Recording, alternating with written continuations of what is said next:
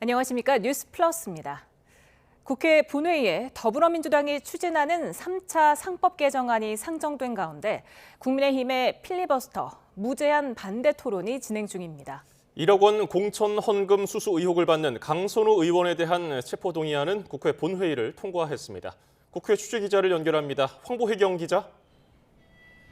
네, 국회입니다. 네, 국회가 또다시 필리버스터 전국에 들어갔군요.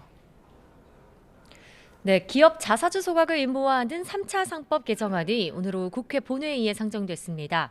국민의힘이 필리버스터를 신청하면서 지금 윤한홍 의원이 첫 주자로 나서 반대 토론을 진행하고 있습니다. 24시간이 지나는 내일 오후 4시쯤 민주당 등 범여권은 표결로 필리버스터를 강제 종결하고 법안 처리에 나설 전망입니다. 민주당 원내 관계자는 YTN에 3차 상법 개정안을 가장 먼저 상정한 건 국민의힘이 주가 부양 법안에 반대하고 있다는 점을 부각하려는 의도도 있다고 전했습니다. 내일 본회의에는 법 왜곡죄 신설을 담은 형법 개정안이 이어 재판소원제 도입과 대법관 증언 등을 골자로 한 나머지 사법개혁 법안들이 차례로 상정될 전망입니다. 국민투표법, 전남광주 통합특별법, 아동수당법 등도 본회의 상정을 앞두고 있습니다. 국민의힘이 안건별로 필리버스터에 나선다는 방침이라 다음 달 3일까지 최장 7박 8일 동안 필리버스터 전국이 전개될 거로 보입니다.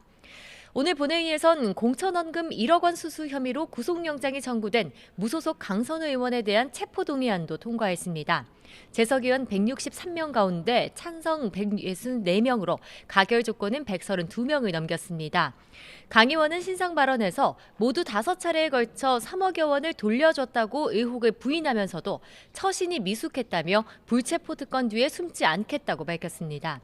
강 의원에 대한 법원의 영장실질심사도 조만간 잡힐 거로 보입니다.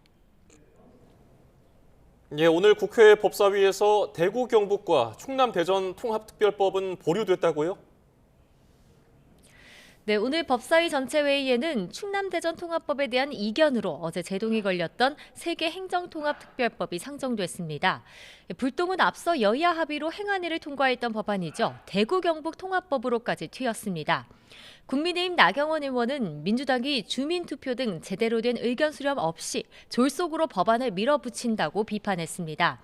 이에 민주당 장경태 의원은 국민의힘이 사실은 의원 정수 비대칭을 이유로 반대하고 있다며 지역 반대가 없는 전남 광주 통합법부터 우선 처리하자고 추미애 법사위원장에 제안했습니다. 추 위원장도 대구시의회가 반대 의견을 낸 상황인 만큼 시간을 두고 지켜볼 필요가 있다며 이를 받아들였습니다. 결국 전남 광주 통합법만 민주당 주도로 법사위를 통과했고요. 나머지 통합법안들 처리는 요원한 상황입니다. 이에 대해 국민의힘은 민주당이 애초부터 전남 광주 통합법만 통과시키려는 의도였다고 주장하며 무산 책임을 국민의힘에 떠넘기고 있다고 반발했습니다. 이에 대해 민주당 천준호 원내운영수석 부대표는 기자간담회에서 국민의힘 지도부가 정략적 계산에 눈이 멀었기 때문이라면서도 언제든 논의를 제기할 의향이 있다고 밝혔습니다. 지금까지 국회에서 전해드렸습니다. 강선우 의원의 체포동의안이 가결되면서 조만간 영장실질심사 일정이 정해질 것으로 보입니다. 경찰은 김병기 의원의 첫 피의자 소환 조사를 앞두고 차남 특혜 채용 의혹이 불거진 가상자산 거래소 빗썸을 압수수색하고 있습니다. 자세한 소식은 사회부를 연결해 알아봅니다. 김희영 기자, 앞으로 강 의원의 구속심사 절차는 어떻게 됩니까? 네, 일단 국회가 강 의원의 체포동의 통지서를 법무부로 보내면 검찰을 거쳐 법원으로 전달되는데요. 그러면 법원이 영장실질심사 기일을 지정하게 되는데 이전 사례를 참고하면 내일 안에는 날짜가 확정될 것으로 보입니다. 최근 체포동의안이 표결됐던 국민의힘 권성동 의원과 추경호 의원이 가결 5일 뒤 영장심사를 받은 점을 고려하면 강 의원 역시 이르면 이번 주 후반에서 3월 초에 구속 전 피의자 신문이 열릴 전망입니다. 이에 따라 필요적 공범관계인 김경전 서울시 의원의 구속심사 일정도 곧 정해질 것으로 예상됩니다. 네, 김병기 의원에 대해서는 압수수색이 진행되고 있죠. 네, 경찰은 오늘 오전 9시 40분부터 서울 역삼동에 있는 빗썸 본사 사무실과 금융타워 등 2곳을 압수수색하고 있습니다. 김병기 의원의 뇌물수수 혐의와 관련해 강제 수사에 나선 건데 김 의원은 재작년 말 빗썸과 두나무 측을 접촉해 차남의 취업을 청탁했다는 의혹을 받고 있습니다.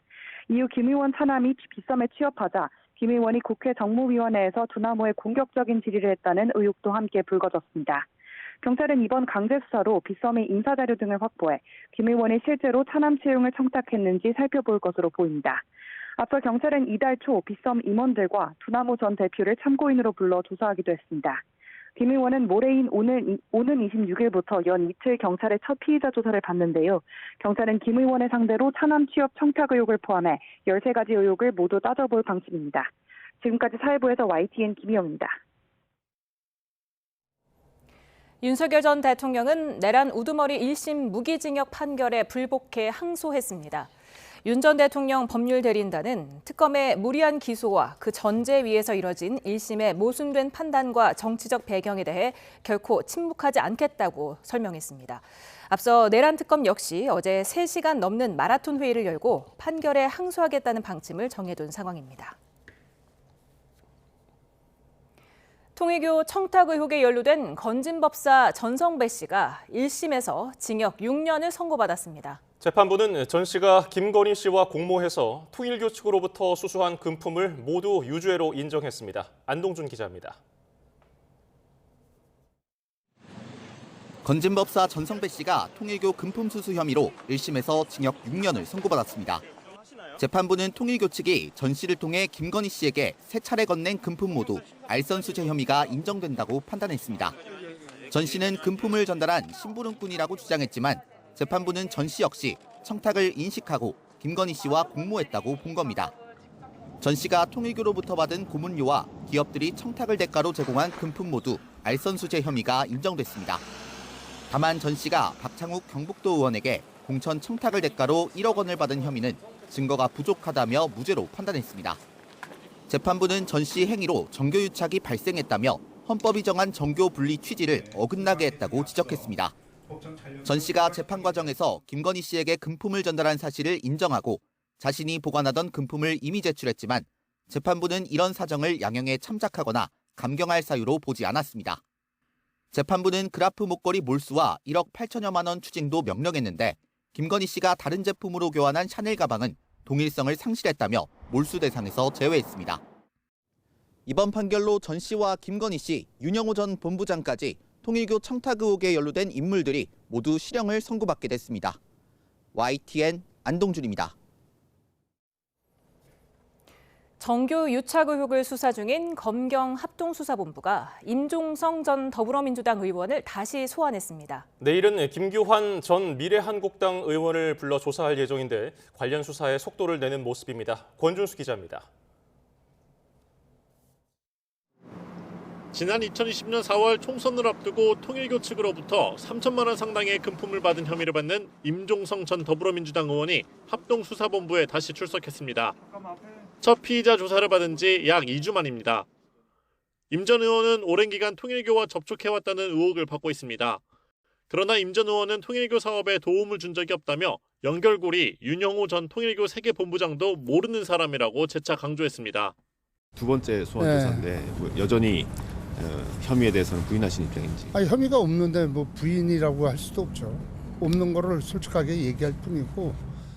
임 전 의원은 통일교의 쪼개기 후원 명단에도 이름을 올린 것으로 파악됐습니다. 하지만 통일교 내부 문건에 자신의 이름이 언급된 사실 역시 잘 알지 못한다며 선을 그었습니다.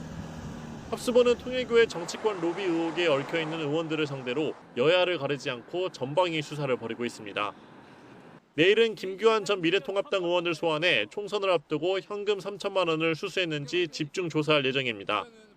다만 김 전 의원 측은 총선 한 달 전 이미 불출마를 선언했다며 통일교 측이 천정궁으로 불러 돈을 건넸다는 주장은 앞뒤가 맞지 않는다고 반박했습니다. 합수본은 최근 통일교 관계자도 잇따라 소환해 정치권에 자금을 건넨 경위를 추적하면서 구체적인 사실관계를 재구성하는 모습입니다. 수사에 속도를 내고 있는 만큼 전재수 전 해양수산부 장관도 소환할 거란 관측도 나옵니다. YTN 권준수입니다. 오늘 새벽 세 모녀가 있던 서울 대치동 음마아파트에서 불이 나면서 17살 큰딸이 숨졌습니다. 엄마와 여동생도 화상 등을 입고 병원에 옮겨졌습니다. 이수빈 기자입니다. 어두컴컴한 새벽 아파트 안에 시뻘건 화염이 가득합니다. 현관과 베란다 창문으로는 검은 연기가 뿜어져 나옵니다. 새벽 6시 20분쯤 서울 대치동 음마아파트 8층에 있는 한 세대에서 불이 났습니다. 갑자기 울린 화재 경보에 놀란 주민 90여 명이 다급히 계단을 이용해 대피했습니다. 아무래도 불안해서 이제 식구들 챙겨서 6시 한 25분경에 아래 1층으로 내려왔고요. 그때 이미 되게 많은 주민분들 나와 계셨고. 불은 1시간여 만에 모두 꺼졌지만 불이 난 집에서 미처 나오지 못한 17살 딸이 베란다에서 숨진 채 발견됐습니다. 어머니와 둘째 딸은 화상 등을 입어 병원으로 옮겨졌습니다. 이들 가족은 이사한 지 얼마 안 돼 사고를 당한 것으로 파악됐습니다. 불이 난 8층 세대 위로도 연기가 올라가며 외벽이 새까맣게 변한 모습입니다. 윗집에 살던 50대 주민도 화재 당시 연기를 마셔 병원에 옮겨졌습니다. 일부 주민들은 대피하면서 펑펑 터지는 듯한 소리를 들었다고 말합니다.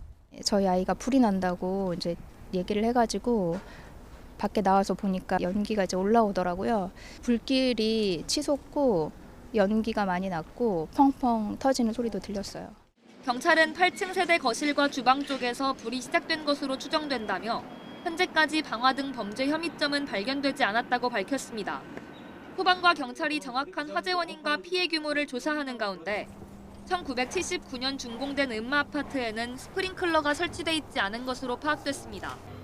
1992년부터 스프링클러 의무화 규정이 적용되기 시작했지만 이전에 지어진 건물에는 소급 적용되지 않아 사각지대라는 지적이 나오고 있습니다. YTN 이수빈입니다. 경남 밀양에서 난 산불의 주불이 하루 만에 진화됐습니다. 인근에 마을과 요양병원이 있어서 하마터면 큰 피해가 날 뻔했습니다. 임형준 기자입니다. 소방대원들이 대용량 방수포를 동원해 시뻘건 불길이 치솟는 산 쪽으로 연신 물을 뿌립니다. 야산을 끼고 있는 요양병원으로 불길이 번지지 않도록 방화선을 만드는 겁니다. 이 요양병원은 이번 산불의 영향구역과 인접해 하마터면 산불이 병원으로 옮겨붙을 뻔했습니다. 당시 병원에 있던 환자 수십 명은 무사히 집으로 대피해 인명피해는 없었습니다. 불길은 산자락에 자리 잡은 마을 여러 곳도 위협하며 한때 주민 180여 명이 대피하기도 했습니다. 주민들은 난데없는 산불에 대피소에서 뜬 눈으로 밤을 보내야 했습니다. 연기가 처음에 많이 나고 좀 있다가 막 붉은 불이 말도 못하게 막 올라왔어요. 그게 큰일 났다 싶더라고. 자칫 병원과 민가가 산불 영향권에 들 뻔했던 최악의 상황. 산불 특수 진화 대원 등이 밤새 방화선을 구축하며 불길이 번지는 걸 막아냈습니다. 오후 늦게 불이 나며 헬기 투입 시간을 충분히 확보하지 못했던 당국은 이튿날 날이 밝자마자 헬기를 집중 투입해 불길을 잡았습니다. 여기에 올해 처음 밀양에 내린 비는 말 그대로 단비였습니다. 일몰 즈음에 산불 발생으로 초기 공중진화 시간이 제한됐다는 어려움이 있었습니다. 다행히 오늘 이 밀양 지역과 또 전국적으로 비 예보가 있어서 현장에서 비가 내리고 있어서 잔불 정리와 뒷불 감시를 이어가고 있는 당국은 산불 원인 조사에도 착수했습니다. YTN 임영준입니다. 네, 밀라노 코르티나 담페조 동계올림픽에 출전했던 우리나라 선수단 본진이 귀국했습니다. 네, 귀국 장면 보시겠습니다. 네, 조금 전 우리 선수들이 인천국제공항을 통해서 귀국하는 모습 보고 계십니다. 태극기를 들고 나오고 있는데요. 130명의 선수단을 파견한 우리나라 금메달 3개, 은메달 4개, 동메달 3개를 따내면서 종합순위 13위에 올랐습니다. 예. 자, 쇼트트랙의 김길리 활약을 앞세워서 금메달 2개, 은메달 3개, 동메달 2개를 따냈고요. 스노보드에서는 여자 하프파이프 최가온이 설상정복 최초로 금메달을 따는 등 기대 이상의 성과를 냈습니다. 네. 대한민국 동계올림픽의 선수단의 본진이 귀국하는 장면 함께 보셨습니다. 보다 자세한 내용은 다시 한번 들어오는 대로 전해드리겠습니다.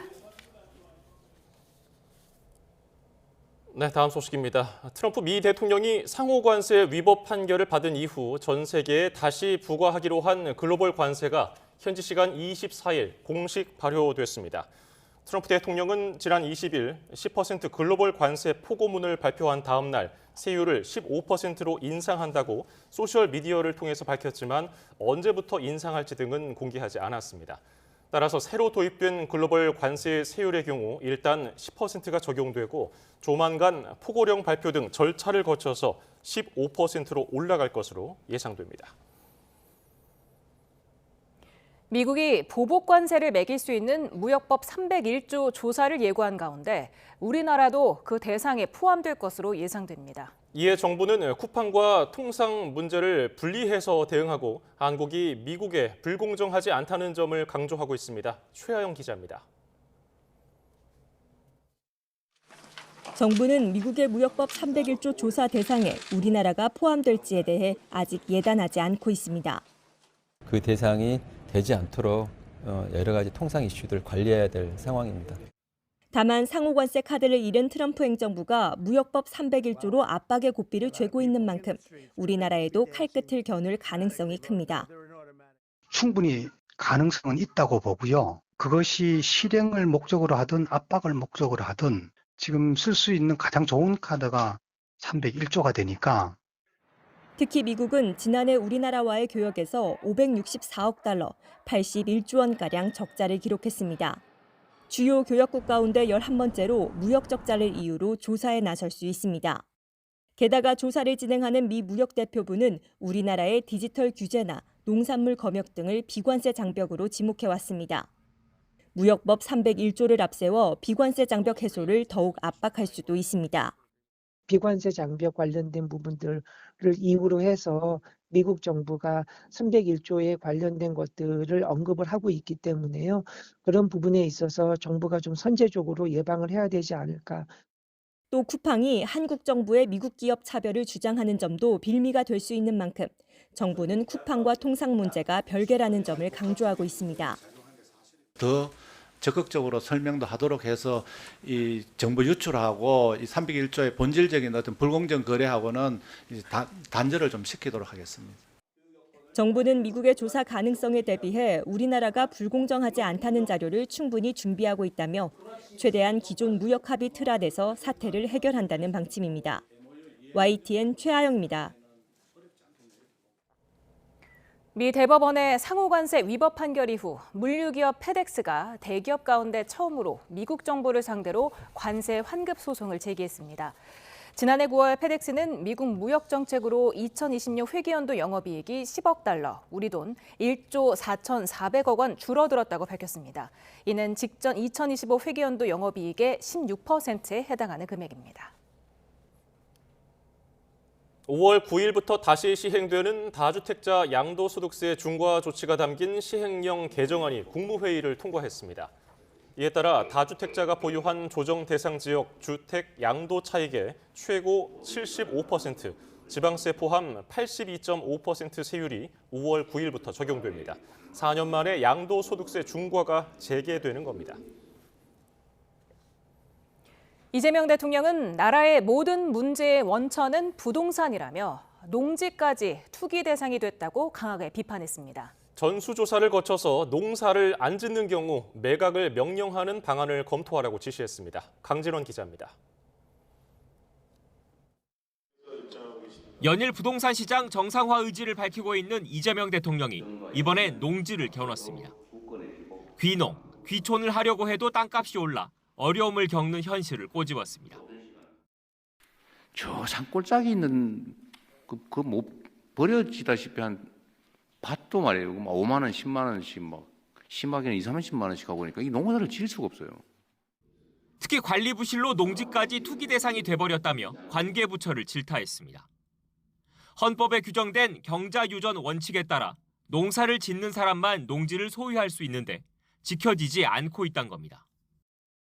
땅 사가지고 제대로 안 쓰고 있을 경우는 매각 명령 대상인 것 같은데 매각 명령 대상도 있는데 매각 명령 하는 사례가 없다고 그러더라고요. 이 대통령은 땅값이 오를 것 같으니 다들 갖고 있는 거라며 강력한 대책을 주문했습니다.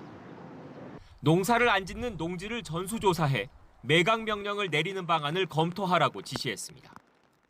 필요하면 인력을 대규모로 조직을 하든지 해가지고 전수조사하고 농사 짓는다고 사가지고 방치해 놓은 거는 이제 강제 매각 명령 받는다고. SNS를 통해선 다주택자 등에 대한 압박을 이어갔습니다. 시장에 맞서지 말란 말도 있지만 정부에 맞서지 말란 말도 있다며 경고장을 또 날렸습니다. 다주택과 비거주 투자용 주택, 초고가 주택을 보유하는 건 자유지만 부동산 시장 정상화에 따른 위험과 책임은 피할 수 없을 거라고 못 박았습니다. 이 대통령이 주택에 이어 농지까지 정조준한 건 부동산 투기로 이익을 볼 수 있을 거란 기대 심리를 확실히 꺾겠다는 생각이 크기 때문이라는 분석이 나옵니다. YTN 강준원입니다. 이재명 대통령은 국무회의에서 담합에 대한 파격적인 포상금 제한부터 건물 관리비 개선 지시까지 현안 하나하나를 챙겼습니다. 그동안 관행적으로 넘어갔던 문제를 적극적으로 고쳐나가자는 의지를 드러낸 것으로 보입니다. 정인용 기자입니다. 이재명 대통령은 국무회의에서 담합 같은 시장 교란 행위에 대한 척결 의지를 재차 밝혔습니다. 최근 설탕과 밀가루 등 담합 행위 조사로 큰 성과를 거둔 점을 언급하며 다시 이 문제를 꺼내든 겁니다. 이 대통령은 단속에만 의존하기엔 한계가 있는 만큼 파격적인 신고 보상금까지 제안했습니다. 포상금을 확 줘요. 예. 그냥 이거 신고하면 인생 고치게, 팔자 고치게. 4천억 하면 몇백억 줘요 그냥. 로또 하는 것보다 이거 담합 뒤지자 이렇게 하게 만들어야지. 행정안전부로부터 계곡 내 불법 시설 현황을 보고받은 뒤엔 공무원 감찰 필요성도 언급했습니다.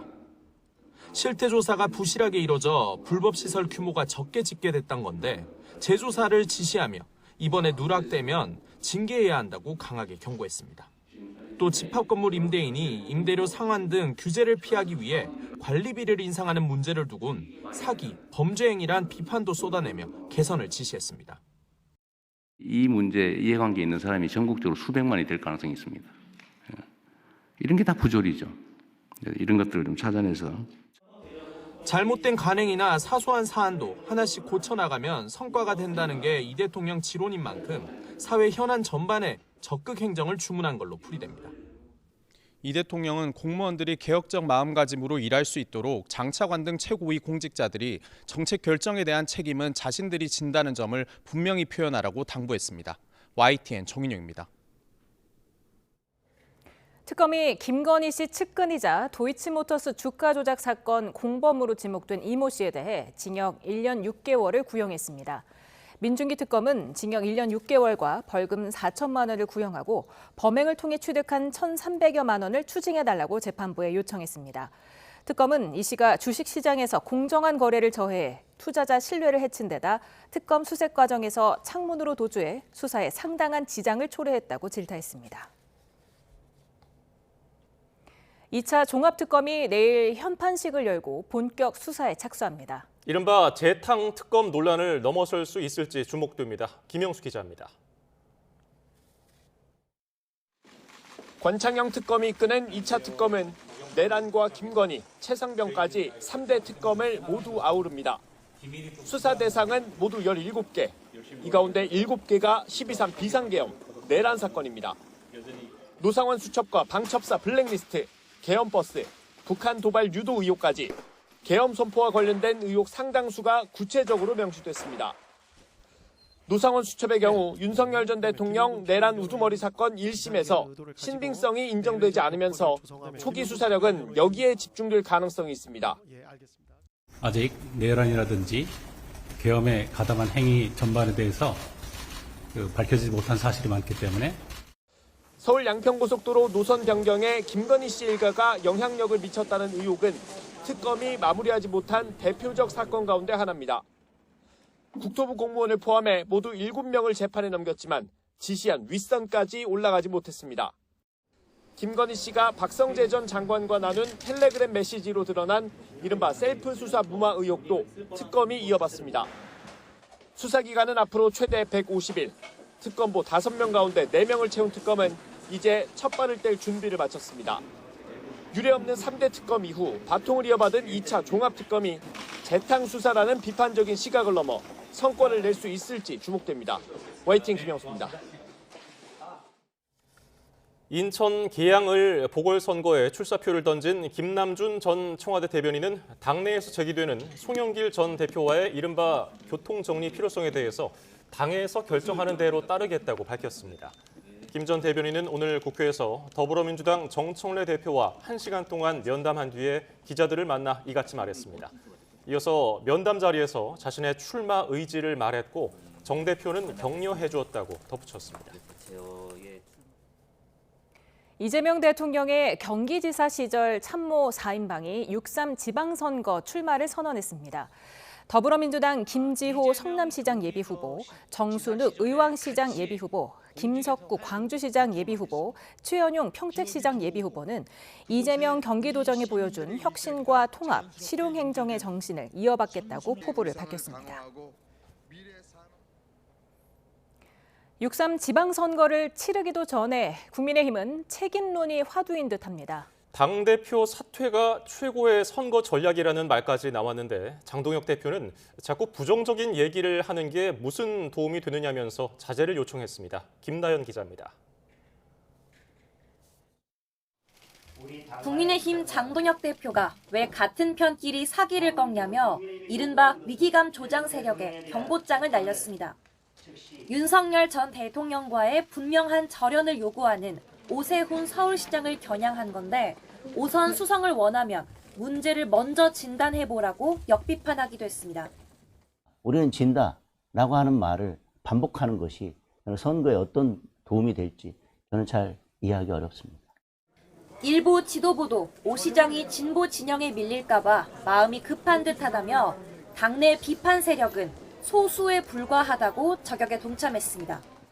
정면 대응을 안 하고 하다 보니까 좀 소수의 목소리를 내는 사람들이 너무 기고만장하게 그 과도한 목소리를. 하지만 지금이야 공천 눈치 보느라 말 못하는 거지 교통 정리가 마무리되는 4월쯤이면 장 대표 사퇴 요구가 분출할 거란 게 반대파 논리입니다. 장동혁 대표의 사퇴보다 더 좋은 선거운동은 전 없다고 봐요. 소 귀의 경읽기가 소 잃고 외양간 고치는 상황으로 이어질 거라며 지방선거 참패를 예측하는 목소리도 여전히 적지 않습니다. 내란의 멍해를 뒤집어 서고는 아무것도 할 수가 없습니다. 조폭이 착하게 살자고 산다고 이야기하는 그 누가 믿겠습니까? 흐지부지 끝난 의원총회, 소장파 초재선 의원들은 당이 윤어게인으로 가도 될지 투표해보자며 회의 소집을 요구했고 중진들도 따로 만나 당 노선을 두고 머리를 맞댔습니다. 절윤 얘기는 그만하자는 지도부와 결론을 내자는 반대파의 공방만 몇 달째입니다. 사실상 선거 승리는 뒷전이고 패배 이후를 대비한 주도권 다툼 아니냐는 자조적 목소리도 나옵니다. YTN 김다연입니다. 코스피가 나흘 연속 상승해서 5,969 최고치로 마감했습니다. 코스피는 0.1% 오른 5,853으로 출발해서 한때 5,800선 아래로 밀렸지만 기관의 2조 3천억 원 순매수에 힘입어서 2.1% 오른 5,969로 장을 마쳤습니다. SK하이닉스는 장중 5.6% 오른 100만 5천 원, 삼성전자는 3.6% 오른 20만 원으로 마감해서 최고가를 경신했습니다. 학교별로 교복값이 최대 87만 원까지 차이 나는 것으로 조사됐습니다. 종로학원이 학교알림이 공시정보를 활용해 전국 2,153개 고등학교의 동복과 하복 교복값을 분석한 결과 최저가는 7만 4천 원, 최고가는 94만 8,500원에 달하는 것으로 나타났습니다. 최저가는 서울의 일반고, 최고가는 강원도의 자사고였습니다. 최근 위고비와 마흔자로 등 비만 치료제가 속속 등장하면서 다이어트 제품에 대한 관심이 높아지고 있는데요. 비만 치료제처럼 보이도록 광고한 식용 다이어트 제품 대부분이 효능과 거리가 먼 일반 식품으로 조사됐습니다. 일부는 인공지능으로 만든 가상의 의사 이미지를 광고에 활용해 소비자의 오인을 유도한 것으로 드러났습니다. 오동건 기자입니다.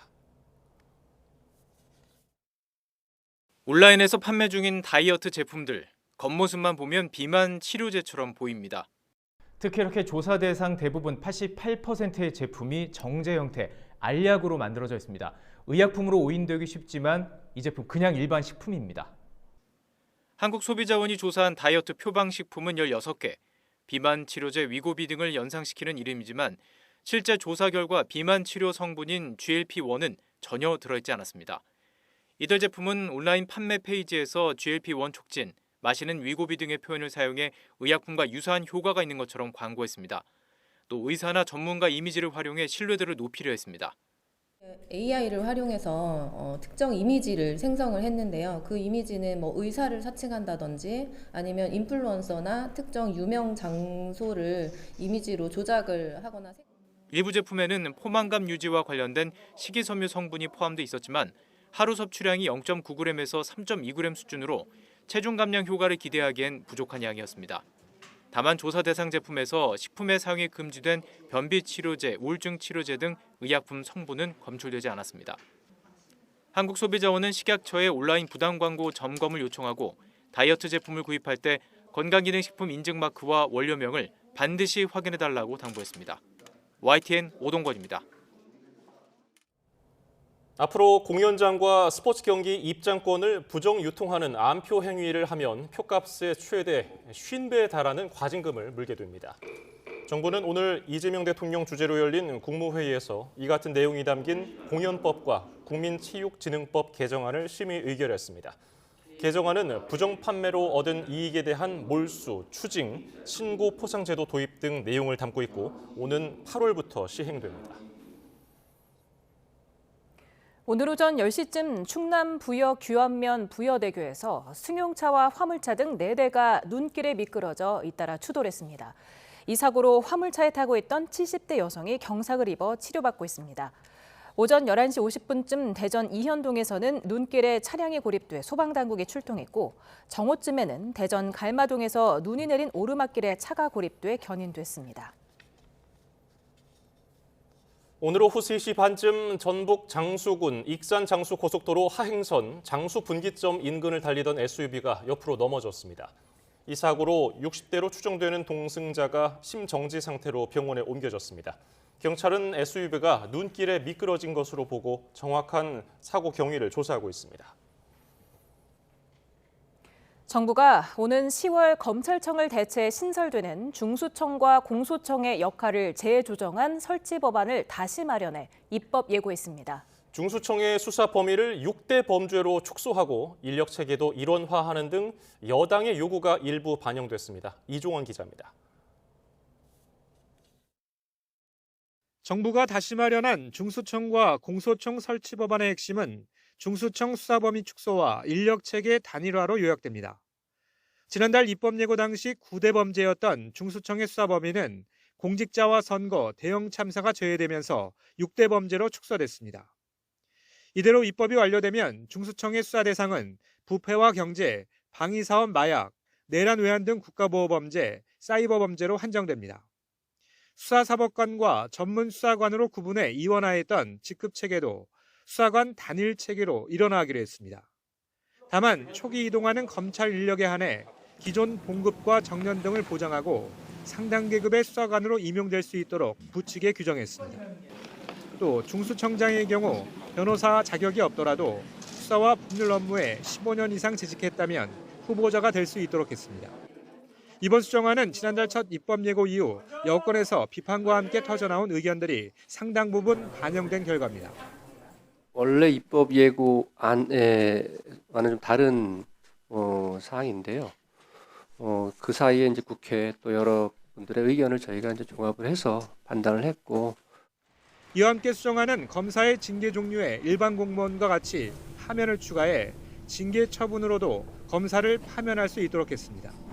또 상급자의 지휘 감독에 이의를 제기한 검사에게 불이익한 처분이나 대우를 해서는 안 된다는 점도 명문화됐습니다.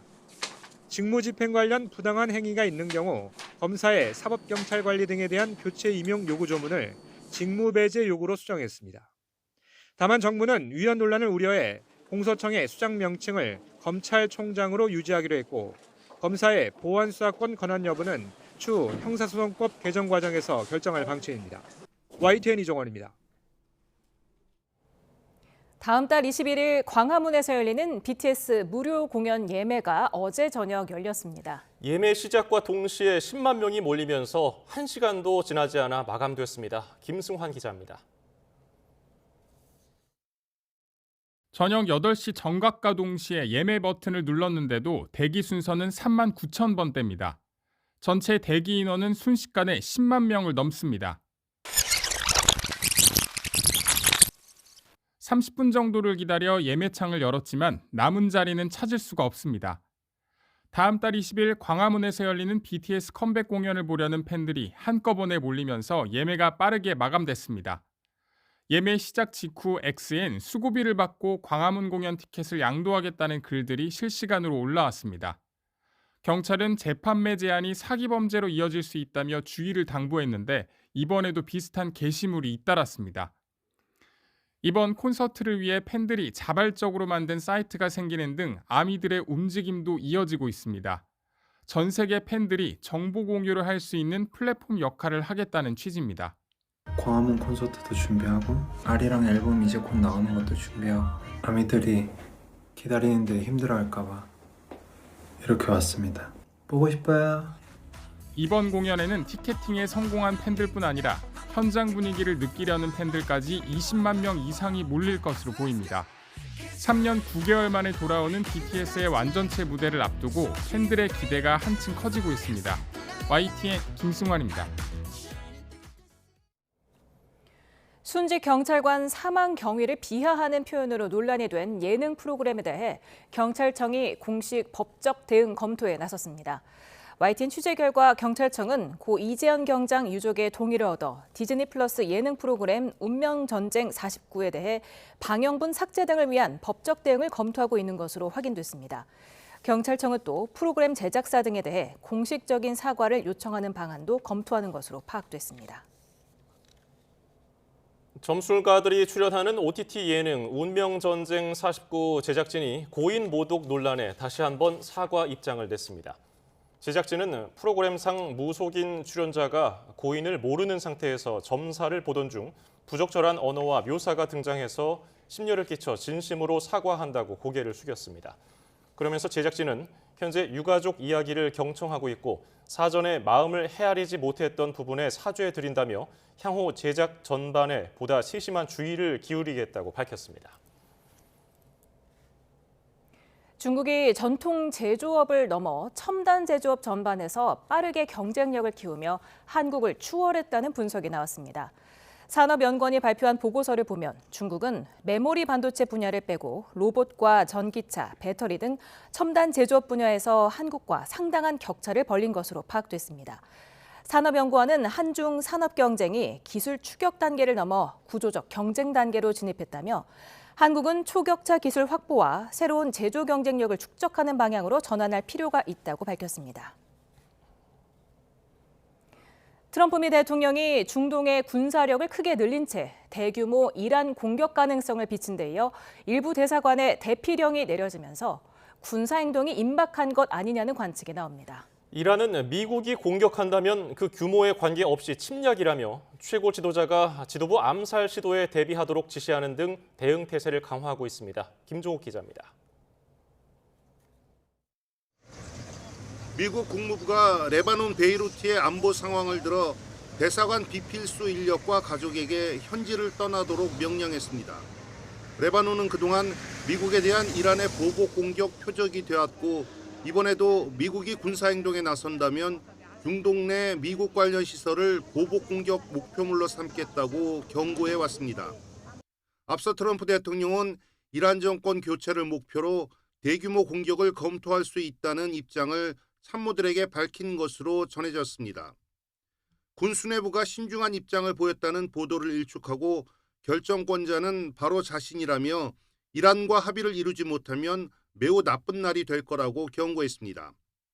미국은 중동에 항공모함과 전함, 전투기 수십 대 등 막강한 화력을 배치해 위협 강도를 최고조로 끌어올리고 있습니다. Number one, the missiles. That's really their best ability to project power. Number two, then, the protection of the Straits of Hormuz, their ability to mine the waterways and that the naval forces that can put at risk international shipping bringing and taking oil. 이란은 미국의 군사행동이 대규모든 제한적이든 침략 행위로 간주하고 그에 따른 결과를 볼 거라며 최고 지도자 아야톨라 하메네이가 자신을 포함해 최고 지도부 암살 시도 대비를 지시하는 등 응전 태세를 조이고 있습니다. 특히 미국에 굴복해 우라늄 농축을 포기하면 체제 존립 자체가 어려울 수 있다고 판단해 차라리 군사 충돌을 불사할 수 있다는 분석도 나옵니다. ایران بدون توجه به این تهدیدات متمرکز هست بر پیشبرد منافع و حقوق ملی مردم ایران 미국과 이란이 26일 스위스에서 재개하는 핵 협상이 트럼프의 공격 여부 결정을 앞둔 마지막 접촉이란 평가가 나오면서 그 결과에 따라 중대한 분수령을 맞을 것으로 보입니다. YTN 김종욱입니다.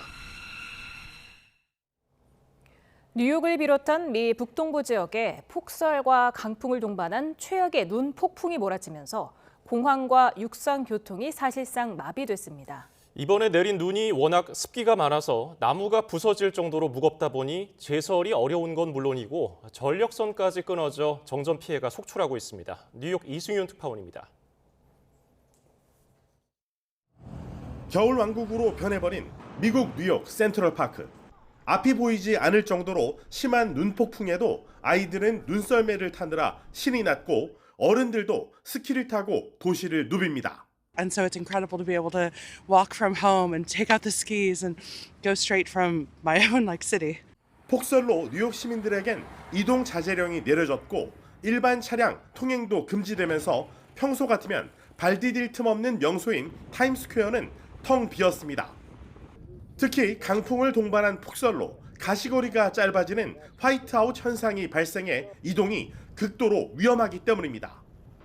미 북동부에 몰아친 극심한 눈폭풍으로 뉴욕과 필라델피아 등의 주요 공항 결항률은 90%였고 2만 편 이상의 항공편 운항이 취소 혹은 지연됐습니다.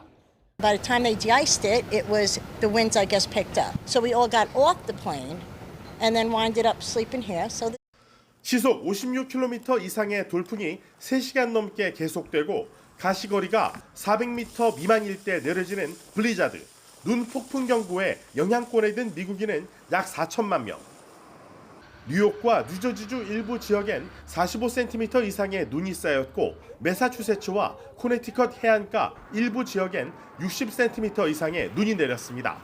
이번 눈이 습기가 많아 나무가 부서질 정도로 무겁다 보니 눈 무게를 못 견딘 전력선이 끊어지면서 60만 가구가 정전 피해를 입었습니다.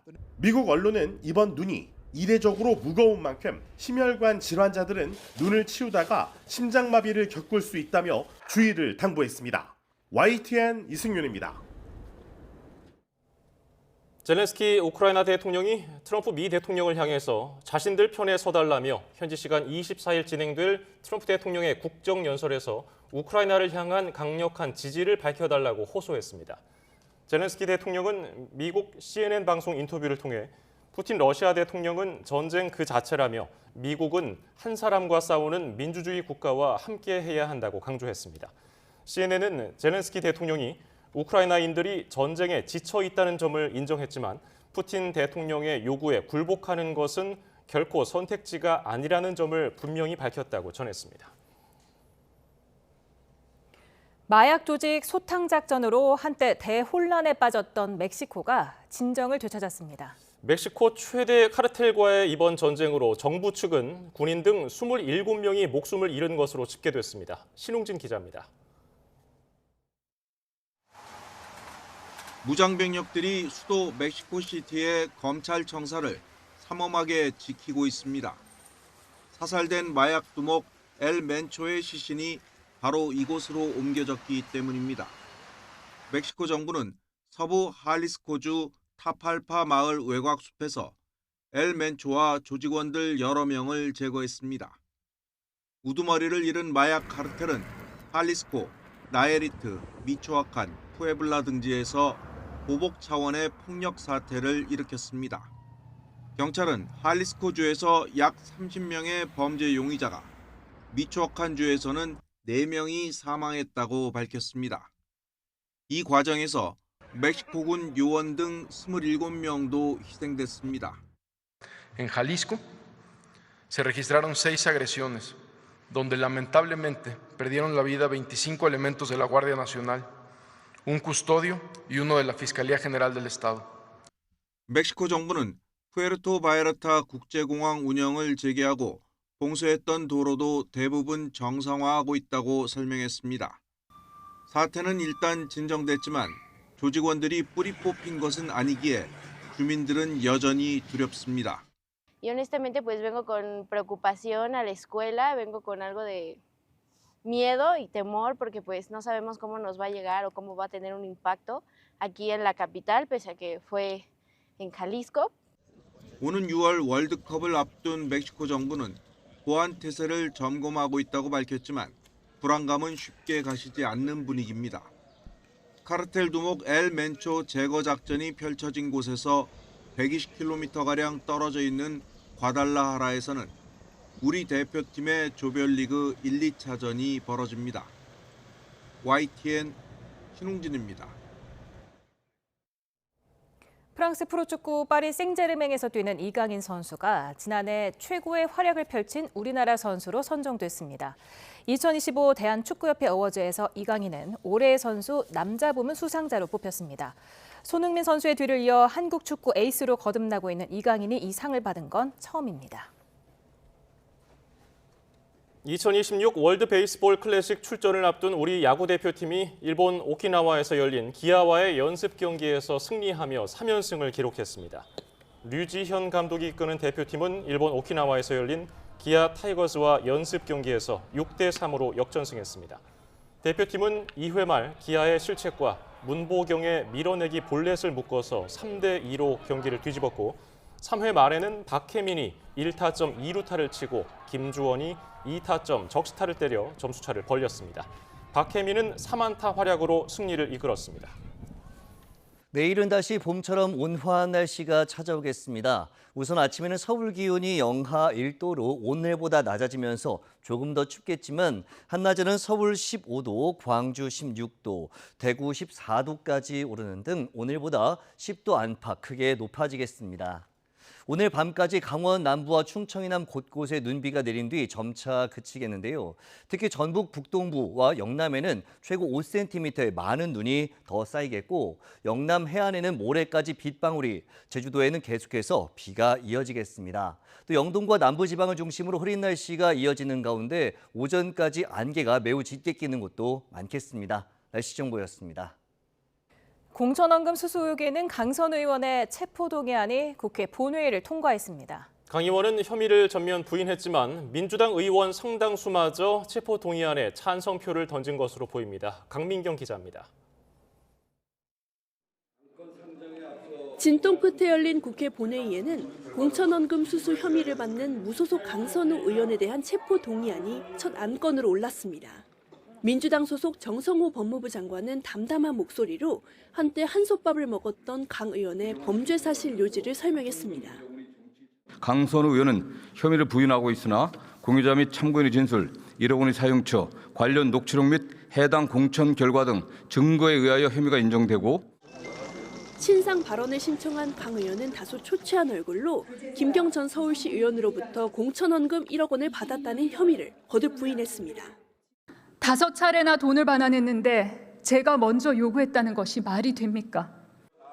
또 패션 정치를 했던 자신의 과거를 반성한다고 고개 숙이며 선처를 호소하는 과정에서는 잠시 울먹이기도 했습니다. 아이 수술한 거 소독해가며 밤새 논문 썼던, 그렇게나 세상을 바꾸고 싶었던 그때의 강선우를 되찾겠습니다. 현역 의원이라 도주 우려가 없다는 항변에도 불구하고 강 의원의 체포 동의안은 재적 의원 과반 출석, 출석 의원 과반 찬성이란 요건을 충족하며 국회 문턱을 넘었습니다. 총 투표수 263표 중 가 164표, 부 87표, 기권 3표, 무효 9표로서 가결되었음을 선포합니다. 앞서 민주당은 체포동의안에 대해 당론을 정하지 않고 개별 의원의 판단에 맡겼고 조국혁신당은 찬성 표결 권고를 당론으로 정했습니다. 보수 야권 의원들이 찬성표를 던졌을 걸로 보이는 가운데 민주당 의원 수십 명도 체포동의안에 찬성한 걸로 해석됩니다. 22대 국회 들어 현역 의원의 체포동의안이 제출된 건 국민의힘 권성동 추경호 의원, 민주당 신영대 전 의원에 이어 이번이 4번째입니다. 체포동의안이 가결된 권성동 추경호 의원 가운데에는 권 의원만 최종 구속돼 수사를 받고 있습니다.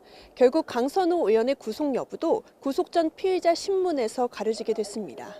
YTN 강민경입니다.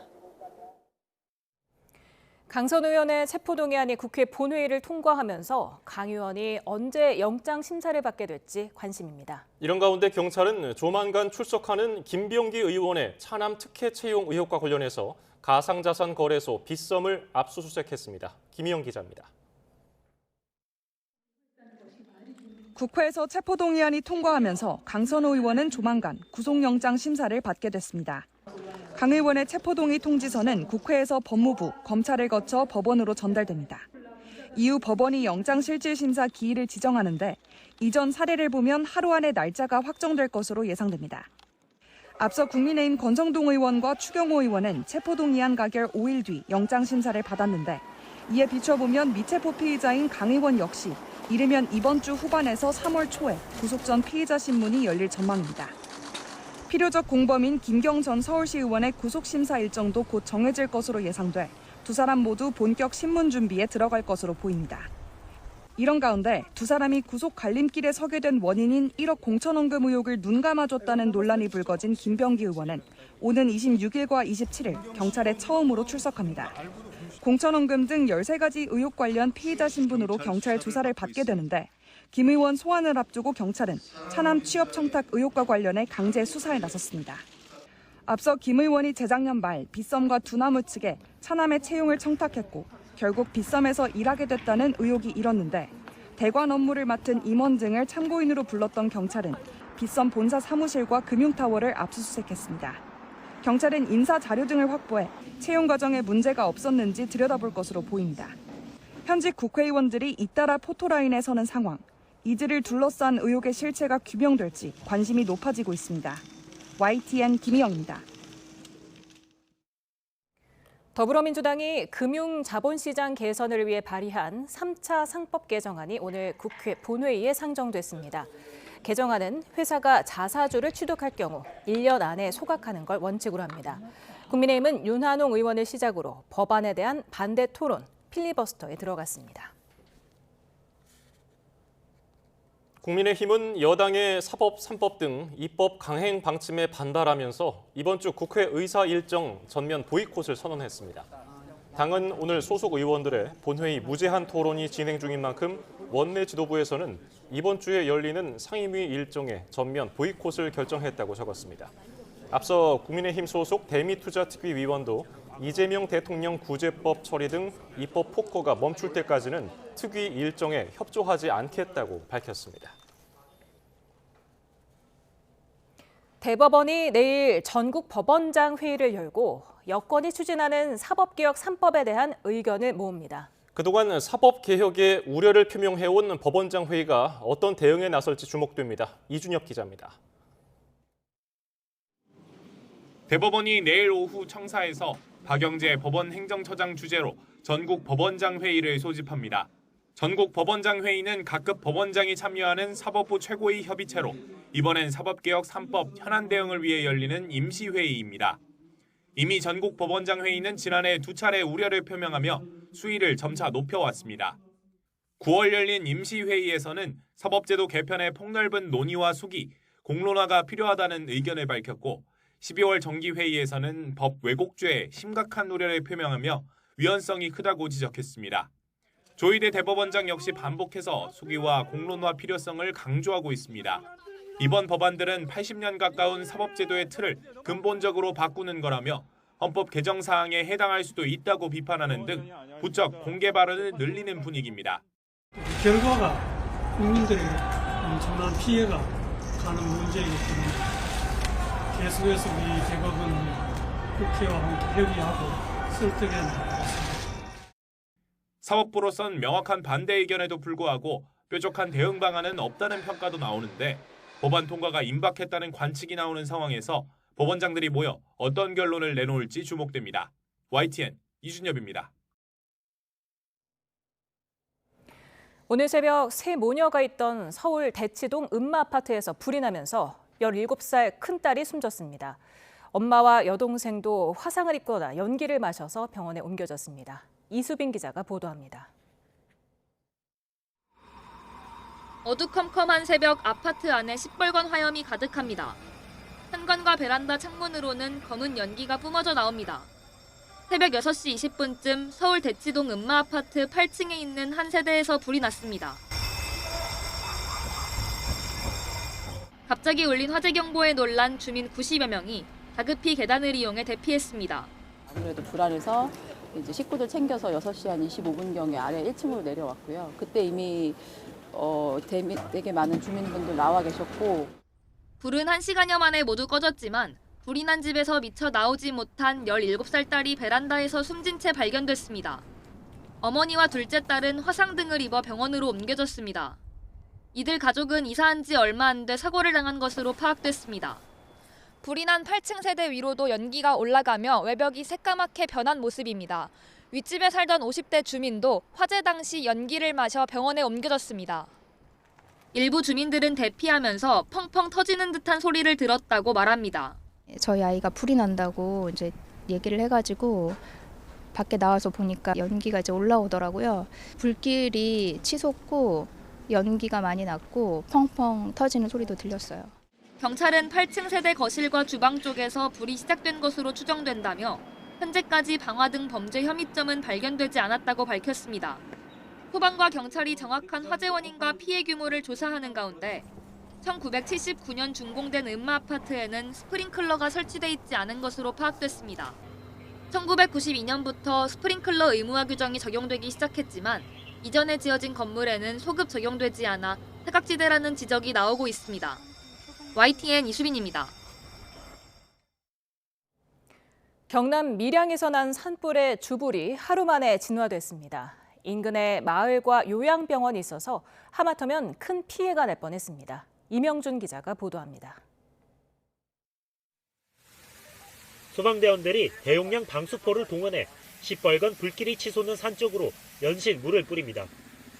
야산을 끼고 있는 요양병원으로 불길이 번지지 않도록 방화선을 만드는 겁니다. 이 요양병원은 이번 산불의 영향구역과 인접해 하마터면 산불이 병원으로 옮겨 붙을 뻔했습니다. 당시 병원에 있던 환자 수십 명은 무사히 집으로 대피해 인명피해는 없었습니다. 불길은 산자락이 자리 잡은 마을 여러 곳도 위협하며 한때 주민 180여 명이 대피하기도 했습니다. 주민들은 난데없는 산불에 대피소에서 뜬 눈으로 밤을 보내야 했습니다. 연기가 처음에 많이 나고 좀 있다가 막 붉은 불이 말도 못하게 막 올라왔어요. 그게 큰일 났다 싶더라고. 자칫 병원과 민가가 산불 영향권에 들 뻔했던 최악의 상황. 산불 특수 진화 대원 등이 밤새 방화선을 구축하며 불길이 번지는 걸 막아냈습니다. 오후 늦게 불이 나며 헬기 투입 시간을 충분히 확보하지 못했던 당국은 이튿날 날이 밝자마자 헬기를 집중 투입해 불길을 잡았습니다.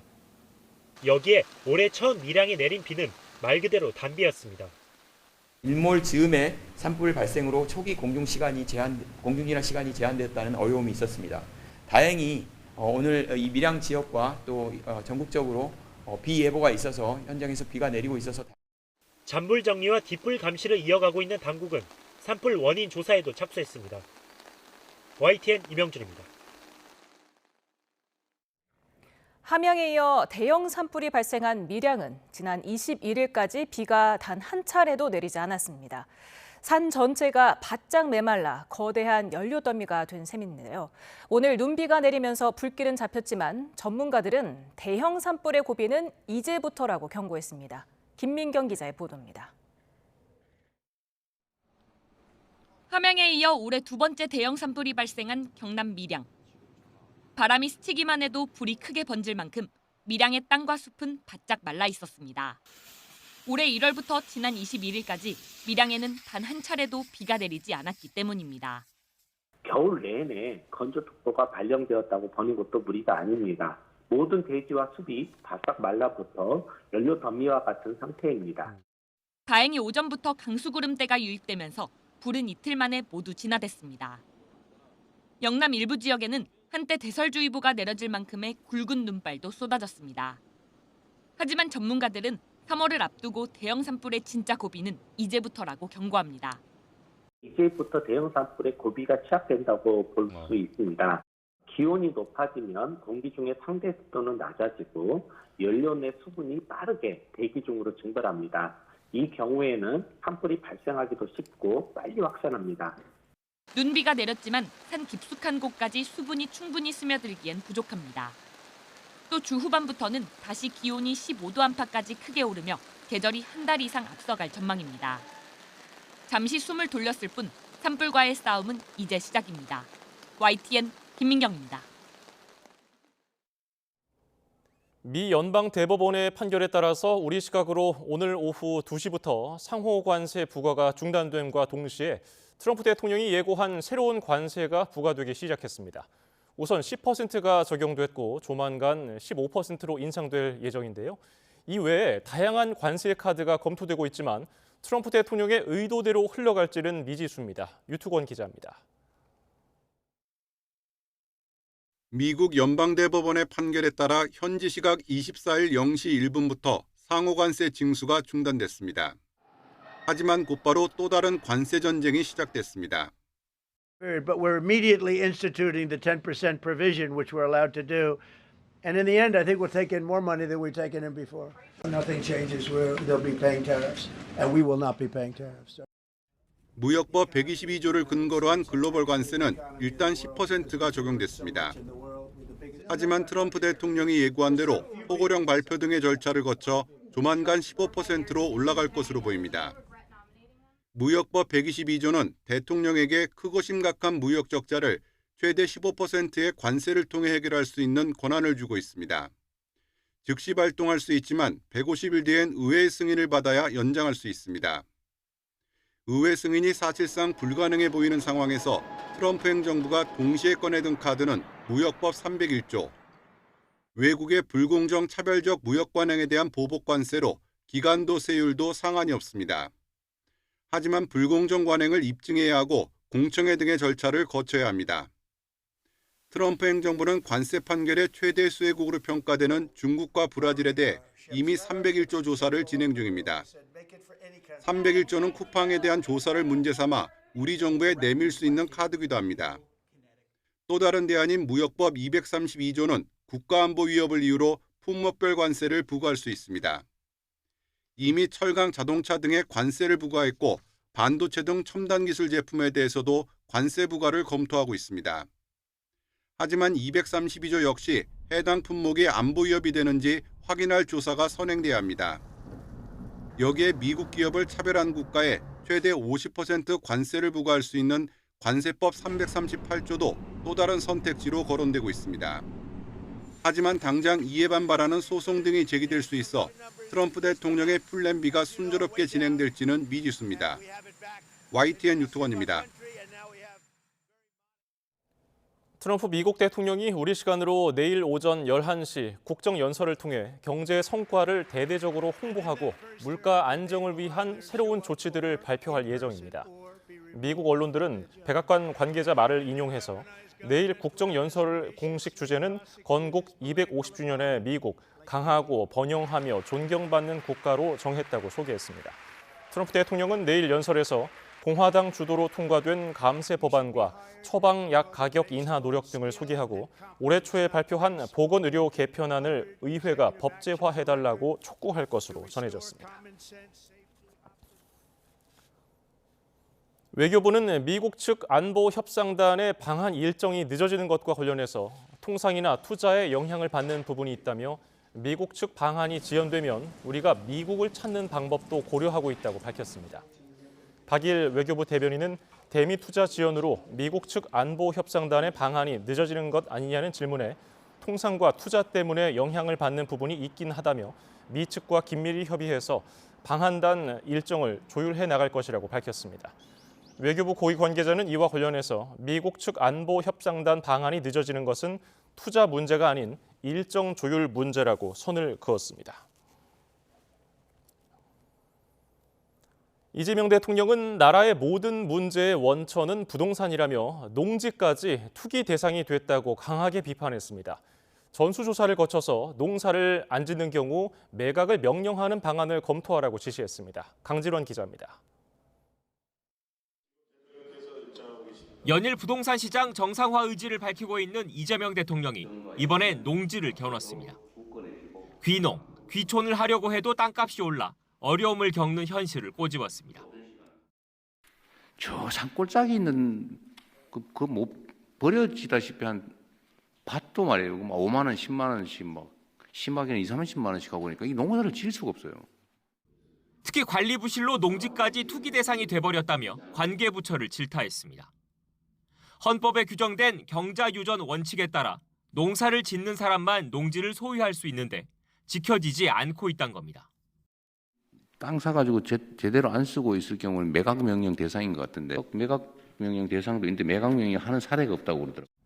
이 대통령은 땅값이 오를 것 같으니 다들 갖고 있는 거라며 강력한 대책을 주문했습니다. 농사를 안 짓는 농지를 전수조사해 매각명령을 내리는 방안을 검토하라고 지시했습니다. 필요하면 인력을 대규모로 조직을 하든지 해가지고 전수조사하고 농사 짓는다고 사가지고 방치해 놓은 거는 이제 강제 매각명령 받는다고.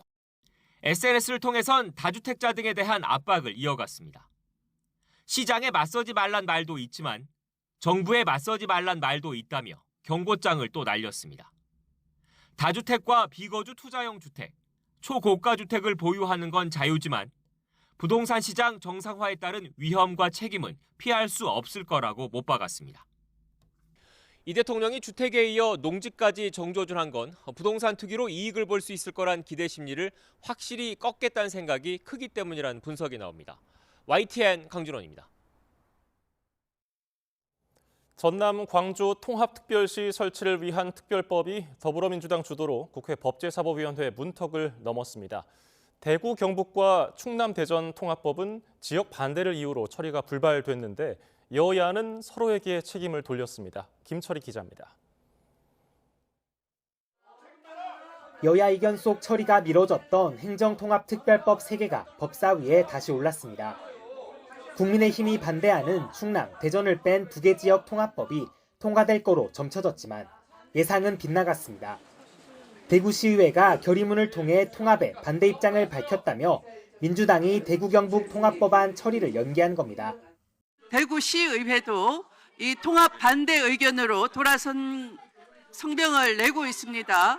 이런 상황에서는 좀 더 시간을 가지고 결국 전남 광주 통합법만 법사위 문턱을 넘었는데 국민의힘은 졸속법안 탓이라며 여권 책임론을 부각했습니다. 내용을 뜯어봐도 호남에만 유달리 특례가 많이 주어졌다면서 이대로라면 나머지 지역 통합에 동의하기 어렵다고 했습니다. 광주 전남만 좋게 하고 충청도는 제대로 된 권한도 주지도 않아요. 대구 경북도 마찬가지입니다. 충청 지역 국민의힘 지자체장과 국회의원, 당원들도 국회 앞 계단을 가득 메우며 화력전에 힘을 보탰습니다. 중앙정부가 갖고 있는 권한을 지방정부로 넘겨달라는 것입니다. 이번 법안에 하나도 없습니다, 여러분. 반면 민주당은 지역 뜻이 하나로 모이지 않은 상태에서는 법안을 일방 추진할 수 없다며 책임은 전적으로 제1야당에 있다고 맞섰습니다. 정략적 계산의 눈이 먼 국민의힘 지도부가 끝까지 합의에 응하지 않았기 때문입니다. 다만 임시국회는 3월 초까지 진행된다며 나머지 지역 통합 관철 의지를 거듭 강조했는데 통합 범위에 따라 지방선거 구도가 요동칠 전망입니다. 충남 대전 통합이 가시화하면 청와대 강훈식 비서실장이 도전장을 낼 거란 예상도 흘러나오는 상황. 민주당은 서울에 이어 경기도지사 후보들을 상대로도 면접을 이어가며 지방선거 분위기를 띄우는 데 주력했습니다. 진보사당 역시 민주적 통제장치가 빠졌다며 통합법 통과에 제동을 건 상황이라 여당 목표대로 다음 달 통합이 순조롭게 매조지될지는 미지수란 분석도 나옵니다. YTN 김철입니다. 통일교로부터 현안 청탁과 함께 금품을 수수한 혐의로 재판에 넘겨진 건진법사 전성배 씨가 1심에서 구형보다 높은 징역 6년을 선고받았습니다. 재판부는 전 씨에게 징역 6년을 선고하고 1억 8천여만 원 추징을 명령했습니다. 재판부는 전 씨의 알선 행위로 윤 전 대통령 부부와 통일교 사이에 정교 유착이 발생했다며 이는 헌법에서 정한 정교 분리 취지에 어긋난다고 양형 이유를 설명했습니다. 건진법사 1심 사건을 맡은 이진관 재판부는 앞서 김건희 씨 재판에서 무죄로 판단된 통일교 측의 첫 번째 선물도 알선 수재죄가 인정된다고 봤습니다. 같은 사안에 대해 다른 판단이 나온 이유를 임예진 기자가 정리했습니다. 특검이 특정한 통일교 측의 김건희 씨 선물은 샤넬 가방 2개와 다이아 목걸이, 그리고 천수삼 농축자까지 모두 8천만 원어치에 달합니다. 지난달 김건희 씨에게 징역 1년 8개월을 선고한 재판부는 이 가운데 통일교 측 첫 선물인 800만 원 상당 샤넬 가방에 대해선 알선수재 혐의가 성립하지 않는다고 보고 무죄로 판단했습니다. 김 씨에게 가방이 전달된 2022년 4월 무렵엔 통일교 측에 구체적인 청탁이 없었다는 이유에서였습니다. 2022년 3월 30일경 피고인이 윤영호에게 대선을 도와줘서 고맙다는 취지로 윤영호는 피고인에게 대통령 당선을 축하한다는 취지로 전화통화를 하였으나 이는 의례적인 표현이고 그 대화 내용 중 청탁이라고 볼 만한 것이 없고 하지만 전성배 씨 사건을 심리한 재판부의 판단은 달랐습니다. 명시적인 청탁은 없었지만 향후 통일교가 추진하는 사업에 대한 정부 차원의 협력을 구하려는 묵시적 청탁의 대가로 봐야 한다는 겁니다. 또 김 씨가 이미 통일교에서 대선을 도운 사실을 알고 있었던 데다 800만 원에 달하는 명품 가방을 사회 통념상 의례적인 당선 축하 선물로 보기는 어렵다는 게 재판부의 판단입니다. 재판부는 건진법사를 거쳐 김 씨에게 전달된 통일교 측 선물 모두 계속성이 인정된다며 포괄 일죄에 해당한다고 밝혔습니다. 두 재판부 해석이 엇갈린 가운데 김건희 씨 사건은 쌍방항소로 2심에서 다시 판단을 받을 예정입니다. 특검은 대통령 취임 전 수수한 샤넬 가방도 유죄로 인정된 점에 주목하며 항소심 준비에 최선을 다하겠다고 밝혔습니다. YTN 임혜진입니다. 이진관 판사가 이끄는 재판부가 특검이 기소한 사건에서 잇따라 엄중 처벌 기조를 확인하고 있습니다. 한덕수 전 총리에 이어서 건진법사 전성배 씨에게도 특검의 구형량보다 높은 형량을 선고한 건데요. 유서연 기자가 정리했습니다. 이진관 부장판사가 재판장을 맡은 서울중앙지법 형사 33부는 건진법사 전성배 씨의 알선수재 혐의만 유죄로 인정하면서 징역 6년을 선고했습니다. 특검이 알선수재에 징역 3년, 정치자금법에 징역 2년을 요청했던 만큼 구형량의 2배가 선고된 셈입니다. 이진관 재판부는 앞서 한덕수 전 국무총리에 대해서도 15년이었던 구형량의 1.5배가 넘는 징역 23년의 중형을 선고했습니다. 피고인은 12.3 내란이 성공할지도 모른다는 생각에 이러한 의무와 책임을 끝내 외면하고 오히려 그 일원으로서 가담하기로 선택하였습니다. 이진관 재판부는 두 차례 구속영장이 기각된 박성재 전 법무부 장관의 내란 중요임무 종사 사건도 심리하고 있습니다. 위로부터의 내란이 더 위험하다고 강조했던 만큼 유무죄 판단은 물론 형량까지 주목됩니다. 한덕수 전 총리의 경우 헌법재판관 미임명, 졸속 지명 의혹으로 또 이진관 재판부의 심리를 받습니다. 정진석 전 대통령 비서실장 등과 함께 피고인석에 서고 있습니다. 이진관 재판부는 윤석열 전 대통령의 사건도 맡고 있는데 정치 브로커 명태균 씨로부터 여론조사를 무상 제공받은 의혹에 대해서도 판단을 내릴 예정입니다. 이진관 재판부의 단호한 양형 의지가 남은 피고인들에게도 고스란히 이어질지 관심이 쏠립니다. YTN 유서연입니다. 2차 종합특검이 내일 현판식을 열고 본격 수사에 착수합니다. 이른바 재탕 특검 논란을 넘어설 수 있을지 주목됩니다. 김영수 기자입니다. 권창형 특검이 이끄는 2차 특검은 내란과 김건희, 최상병까지 3대 특검을 모두 아우릅니다. 수사 대상은 모두 17개. 이 가운데 7개가 12.3 비상계엄, 내란 사건입니다. 노상원 수첩과 방첩사 블랙리스트, 계엄버스, 북한 도발 유도 의혹까지 계엄 선포와 관련된 의혹 상당수가 구체적으로 명시됐습니다. 노상원 수첩의 경우 윤석열 전 대통령 내란 우두머리 사건 1심에서 신빙성이 인정되지 않으면서 초기 수사력은 여기에 집중될 가능성이 있습니다. 아직 내란이라든지 계엄에 가담한 행위 전반에 대해서 밝혀지지 못한 사실이 많기 때문에 서울 양평고속도로 노선 변경에 김건희 씨 일가가 영향력을 미쳤다는 의혹은 특검이 마무리하지 못한 대표적 사건 가운데 하나입니다. 국토부 공무원을 포함해 모두 7명을 재판에 넘겼지만 지시한 윗선까지 올라가지 못했습니다. 김건희 씨가 박성재 전 장관과 나눈 텔레그램 메시지로 드러난 이른바 셀프 수사 무마 의혹도 특검이 이어봤습니다. 수사기간은 앞으로 최대 150일, 특검보 5명 가운데 4명을 채운 특검은 이제 첫 발을 뗄 준비를 마쳤습니다. 유례없는 3대 특검 이후 바통을 이어받은 2차 종합특검이 재탕수사라는 비판적인 시각을 넘어 성과를 낼 수 있을지 주목됩니다. YTN 김영수입니다. 국민의힘이 제기한 내란 전담 재판부 관련 헌법 소원이 헌재의 정식 심리를 받지 못하고 각하됐습니다. 헌법재판소는 3명으로 구성된 지정재판부 평의를 통해 국민의힘이 청구한 헌법 소원을 자기 관련성이 없다는 이유로 각하했습니다. 헌재 관계자는 청구인인 국민의힘의 법적 이익이나 권리가 침해됐다고 볼 사정이 없어 부적법 판단이 나온 거라고 설명했습니다. 6.3 지방선거를 치르기도 전에 국민의힘은 책임론이 화두인 듯합니다. 당대표 사퇴가 최고의 선거 전략이라는 말까지 나왔는데 장동혁 대표는 자꾸 부정적인 얘기를 하는 게 무슨 도움이 되느냐면서 자제를 요청했습니다. 김다연 기자입니다. 국민의힘 장동혁 대표가 왜 같은 편끼리 사기를 꺾냐며 이른바 위기감 조장 세력에 경고장을 날렸습니다. 윤석열 전 대통령과의 분명한 절연을 요구하는 오세훈 서울시장을 겨냥한 건데 오선 수성을 원하면 문제를 먼저 진단해보라고 역비판하기도 했습니다. 우리는 진다라고 하는 말을 반복하는 것이 선거에 어떤 도움이 될지 저는 잘 이해하기 어렵습니다. 일부 지도부도 오 시장이 진보 진영에 밀릴까 봐 마음이 급한 듯하다며 당내 비판 세력은 소수에 불과하다고 저격에 동참했습니다.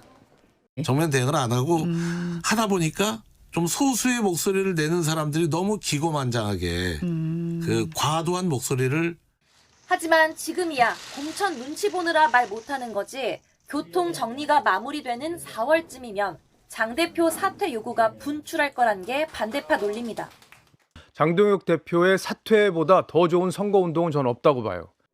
소 귀의 경읽기가 소 잃고 외양간 고치는 상황으로 이어질 거라며 지방선거 참패를 예측하는 목소리도 여전히 적지 않습니다. 내란의 멍해를 뒤집어 쓰고는 아무것도 할 수가 없습니다. 조폭이 착하게 살자고 산다라고 이야기하는 그 누가 믿겠습니까? 흐지부지 끝난 의원총회, 소장파 초재선 의원들은 당이 윤어게인으로 가도 될지 투표해보자며 회의 소집을 요구했고 중진들도 따로 만나 당 노선을 두고 머리를 맞댔습니다. 절윤 얘기는 그만하자는 지도부와 결론을 내자는 반대파의 공방만 몇 달째입니다. 사실상 선거 승리는 뒷전이고 패배 이후를 대비한 주도권 다툼 아니냐는 자조적 목소리도 나옵니다. YTN 김다연입니다. 국민의힘 중진들이 최근 장동혁 대표의 절윤 거부 입장 등을 둘러싸고 내홍에 빠진 당 상황을 논의하기 위해 비공개 회동을 가졌습니다. 사선 이종배 의원은 오늘 국회에서 회동 뒤에 기자들을 만나 지지율이나 지역 민심 등 지금 상황으로는 지방선거를 치르기가 매우 어렵다는 데 공감했다면서 장동혁 대표에게 중진 면담을 요청할 계획이라고 밝혔습니다. 노선 전환 촉구 추진하는 질문에는 거기까지는 의견을 모아보지 못했고 지방선거 승리를 위한 여러 의견을 전달하는 기회를 갖겠다면서 절윤 등의 의견도 면담 과정에서 얘기하는 분이 있을 거라고 설명했습니다. 국민의힘 전국 원외 당협위원장 협의회는 장동혁 대표 사퇴 촉구 성명을 낸 전현직 당협위원장 24명의 징계를 청구하기로 했습니다. 협의회는 오늘 단체 채팅방에 공지문을 올려 당의 분열을 초래하는 중대한 해당 행위에 대해서 윤리위 제소를 결정했다며 동참을 원하는 당협위원장은 자유롭게 의사를 밝혀달라고 적었습니다. 이어서 피의 청구인들이 제명된 자와 결탁해서 당의 정통성을 부정하고 의도적으로 당 운영 질서를 무너뜨려서 지방선거 패배를 초래할 만한 혼란을 야기했다며 당원에 명시된 계파 불용의 원칙 등을 위반했다고 주장했습니다. 앞으로 공연장과 스포츠 경기 입장권을 부정 유통하는 암표 행위를 하면 표값의 최대 50배에 달하는 과징금을 물게 됩니다. 정부는 오늘 이재명 대통령 주재로 열린 국무회의에서 이 같은 내용이 담긴 공연법과 국민체육진흥법 개정안을 심의 의결했습니다. 개정안은 부정 판매로 얻은 이익에 대한 몰수 추징, 신고 포상 제도 도입 등 내용을 담고 있고 오는 8월부터 시행됩니다. 최근에 위고비와 마운자로 등 비만 치료제가 속속 등장하면서 다이어트 관련 제품에 대한 관심이 더 높아지고 있죠. 그런데 비만 치료제처럼 보이도록 광고한 식용 다이어트 제품 대부분이 효능과는 거리가 먼 그냥 일반 식품으로 조사됐습니다. 일부는 인공지능으로 만든 가상의 의사 이미지를 광고에 활용해서 소비자 오인을 유도한 것으로도 드러났습니다. 오동근 기자입니다. 온라인에서 판매 중인 다이어트 제품들, 겉모습만 보면 비만 치료제처럼 보입니다. 특히 이렇게 조사 대상 대부분 88%의 제품이 정제 형태, 알약으로 만들어져 있습니다. 의약품으로 오인되기 쉽지만 이 제품 그냥 일반 식품입니다. 한국소비자원이 조사한 다이어트 표방식품은 16개, 비만 치료제 위고비 등을 연상시키는 이름이지만 실제 조사 결과 비만 치료 성분인 GLP-1은 전혀 들어있지 않았습니다. 이들 제품은 온라인 판매 페이지에서 GLP-1 촉진, 마시는 위고비 등의 표현을 사용해 의약품과 유사한 효과가 있는 것처럼 광고했습니다. 또 의사나 전문가 이미지를 활용해 신뢰도를 높이려 했습니다. AI를 활용해서 특정 이미지를 생성을 했는데요. 그 이미지는 의사를 사칭한다든지 아니면 인플루언서나 특정 유명 장소를 이미지로 조작을 하거나 일부 제품에는 포만감 유지와 관련된 식이섬유 성분이 포함돼 있었지만 하루 섭취량이 0.9g에서 3.2g 수준으로 체중 감량 효과를 기대하기엔 부족한 양이었습니다. 다만 조사 대상 제품에서 식품의 사용이 금지된 변비 치료제, 우울증 치료제 등 의약품 성분은 검출되지 않았습니다. 한국소비자원은 식약처에 온라인 부당 광고 점검을 요청하고 다이어트 제품을 구입할 때 건강기능식품 인증 마크와 원료명을 반드시 확인해달라고 당부했습니다. YTN 오동건입니다. 하이브와 주식 관련 1심 소송에서 이긴 민희진 전 어도어 대표가 내일 기자회견을 엽니다. 현 소속사인 OK레코즈는 민희진 대표가 내일 오후 1심 소송 결과와 향후 계획과 관련해서 직접 말하겠다고 밝혔습니다.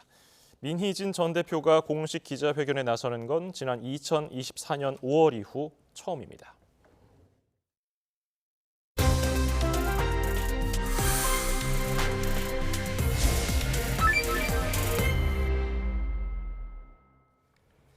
공천 헌금 1억 원을 수수한 혐의가 있는 강선우 의원에 대한 체포동의안이 국회 본회의를 통과했습니다. 네, 이후 구속 전 피의자 신문 등 어떤 절차가 진행될지 김성수 변호사와 짚어봅니다. 어서 오십시오. 안녕하세요. 안녕하세요. 네, 1억 원의 정치 인생을 걸 가치가 없다는 편지를 민주당 의원에게 보냈던 강선우 의원. 오늘 표결에 앞선 신상 발언에서는 어떤 말을 했는지 먼저 듣고 오겠습니다. 주면 반환하고 주면 반환하고 주면 또 반환했습니다. 지독했던 시간의 마침표를 반환으로 찍었습니다. 5차례에 걸쳐 총 3억 2,200만 원을 반환했습니다. 5차례나 돈을 반환했는데 제가 먼저 요구했다는 것이 말이 됩니까? 심지어 김경 측의 쪼개기 후원과 금품 제공 시도는 제가 먼저 경찰에 알렸습니다. 이 허위 사실을 가지고 저의 도주 우려를 말합니다. 현역 국회의원인 제가 어디로 도주하고 어떻게 도피하겠습니까? 네, 지금 현역 의원인 자신이 어디로 도주하겠냐고 말했는데 사실 도주뿐만 아니라 그 증거인멸의 우려도 사실은 구속계에 포함이 되는 거 아니겠습니까? 네, 맞습니다. 오늘 이제 열렸던 국회 본회의에서 열렸던 이 절차 자체는 체포동의안에 대해서 이제 표결을 한 겁니다. 그리고 이 체포동의안이 이 구속영장이 지금 청구가 됐지 않습니까? 청구가 됐기 때문에 이 검찰에서 이 부분 국회의원의 불체포 특권과 관련해서 체포를 동의를 해달라는 안을 낸 겁니다.